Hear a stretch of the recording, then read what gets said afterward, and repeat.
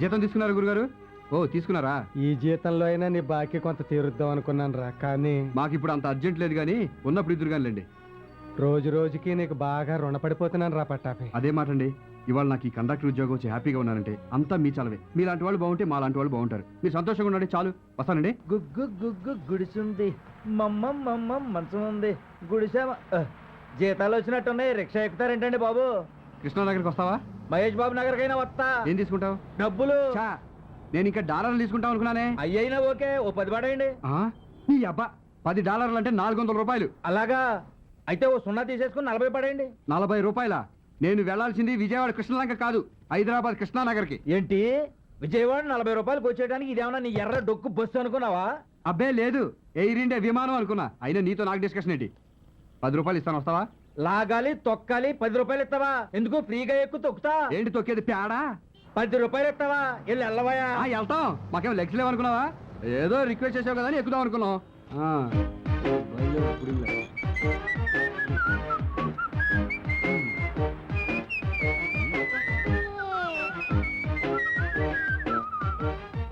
ఏంటి నాయనకలు పడుతున్నావు?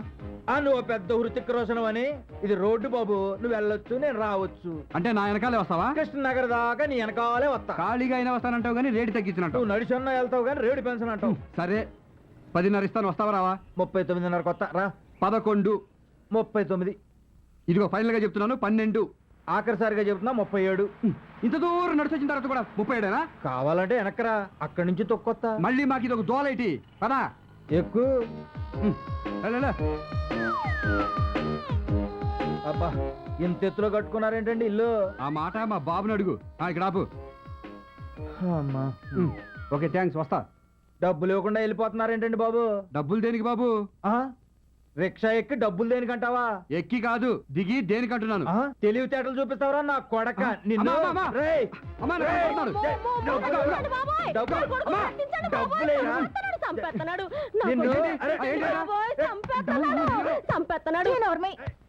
కొడుకుని కొడతా ఉంటే నా కొడుకు నీ కొడుకుని కొడుతున్నాడని అరుస్తున్నావా? చెప్పొచ్చు, నా కొడుకు ఏమంటాడు కాడు. అవును మరి, నా కొడుకు రామరెడ్డి, నీ కొడుకు ఎస్వి కృష్ణారెడ్డి. డబ్బులు కొడుకు రిక్షా ఎక్కితే డబ్బులు అడిగి తండ్రి కాదు. మరి ఈడెవడు? తెలీదు. అమ్మా చూసావంటే ఇది నా పెళ్ళామంటే కాదు. కాలు మీద కాలేజీ కూర్చుని తండ్రితో రిక్షా దొక్కించేవాడు కొడుకంటే కాదు. మరి నేనెవరిని? నా మనవడెవరా? మా బాగా చెప్పేవత్తమ్మా. చూసావా? అటు తిరిగి ఇటు తిరిగి మీరు ముగ్గురు అవుట్ అయిపోయి నన్ను ఒంటరిగాని చేశారన్నమాట. నిన్ను ఒంటరిగాని ఎందుకు చేస్తావురా? ఎప్పుడు మన నలుగురు ఒకటే. సరేగానే ఈ నెల ఎవరెవరి సంపాదన ఎంతో చెప్పండి. ముందు నీదెంతో చెప్పు. నువ్వు ఇవ్వాల్సిన 37తో కలిపి 2700. అంటే కిందటి నెల కంటే 300 తగ్గాయి. నువ్వు రిచ్చా తొక్కుతున్నావా, తిని రిచ్చాలో తొంగుంటున్నావా? అది అలా పెట్టు. ఇదిగో నా జీతం 3600. నీకన్నా నేను నా కొడుకే నయం. ఆడిది 3600, నాది 3400. ఆడేమో జీతంతో పాటు సిల్లర్ నొక్కేస్తాడు, నువ్వేమో సచ్చులు పుచ్చులు తోసేస్తావు. నేనేమో కాళ్ళు అరిగిపోయేలా రిచ్చా తొక్కాలి. మీ ముగ్గురు ఎవరేం చేసినా నా చేతిలో ఓడిపోయారు. నా ఇన్కమ్ 4400. ముసలే, నువ్వు ఇళ్లలో పాచి పనులు చేస్తున్నావా లేకపోతే దొంగతనాలు చేస్తున్నావా? కాదురా, ఈ నెల నుంచి మరో 3 ఇళ్ళు నా ఖాతాలో చేరాయి. అంటే టోటల్ గా 12 ఇళ్ళు అయ్యాయి. నీ పనే బాగుందే. మరేటనుకున్నావు? ఈ సిటీలో రిక్షాలు దొరుకుతాయి, బస్సులు దొరుకుతాయి, బంగ్లాలు దొరుకుతాయి, బంగారు గిన్నెలు దొరుకుతాయి. ఒరేయ్, పని మనుషులు మాత్రం దొరకర్రా. టైమింగ్ సరిపోవడం లేదని ఒప్పుకోవడం లేదు కానీ మరో 16 ఇళ్ళు వెయిటింగ్ లిస్ట్ లో ఉన్నాయి. ఉంటే ఉన్నాయి కానీ నువ్వు పని మానేసి ఇంటో కుక్కవే. మీ అందరికంటే ఎక్కువ సంపాదిస్తున్నానని జలసియా?